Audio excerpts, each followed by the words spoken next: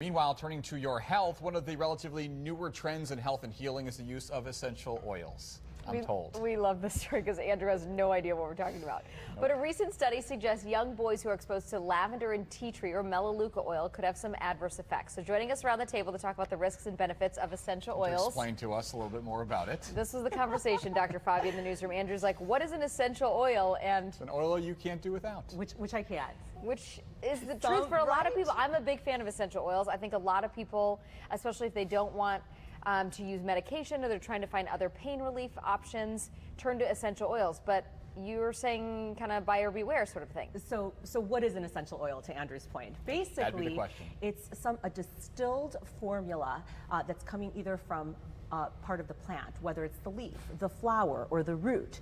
And it's distilled down to a highly concentrated form of that plant. And so that's why it's a little bit more potent than what you may necessarily found in your lotion or your soap. And so these highly concentrated oils are then put in these little, bottles that we appreciate, whether it's lavender to calm us down, or whether it's peppermint. In one study, actually, in athletes, they put just 1 drop of peppermint in some water, had them drink it for 10 days, and they found that they had increased performance from just using that. And then also for women undergoing menopause, they have found that geranium or rose actually increase estrogen levels so that you don't have to necessarily deal with some of the dryness and other factors and symptoms that come with menopause. So there's definitely a lot of positive effects from many of these essential oils. So each one's used in different ways for different purposes. And there's many. And sometimes you can combine them. You can combine them. Tell us about not only the uses, but I guess there's risks. Right. So with anything, there's always risks. I always tell people that. And so with good comes bad. And so some have been found, especially when exposing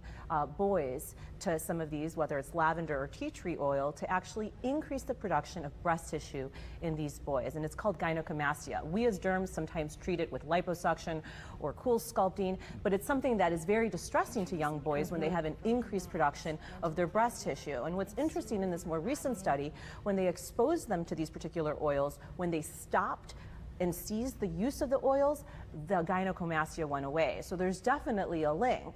And so in a more recent follow-up study to that, what they took was these 8 ingredients that are commonly found in both tea tree and lavender. And they distilled it down and they exposed cancer cells to these oils. And what they found was after regular exposure to these oils, it blocked androgens, which is basically the male hormone, right? Which promotes puberty and growth in boys, and it increased estrogen levels. And so that's perhaps the reason why we're seeing this in humans. That's really interesting. So if you're, I'm a mom with young kids, I don't have boys, but if I know a lot of my mom friends use essential oils. So what would your advice be to moms if they do have young boys? Could they still use it, but just limited, or totally leave those two out? Well, these two I'd probably leave out in young boys that are going through puberty. We have to remember that what's safe in an adult is not necessarily always safe in a child and as well as a pet, right? These children and little kids as well as pets are smaller.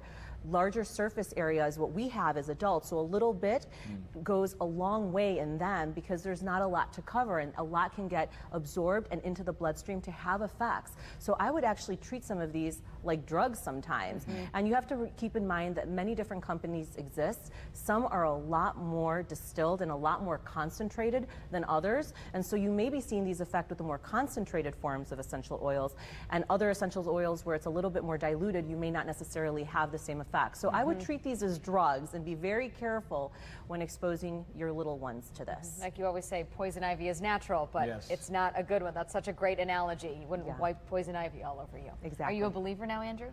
I am more informed. Maybe. And I appreciate it. We'll see. That's the goal. As always. Thanks, Dr. Fabi, thank you. Thanks for having me.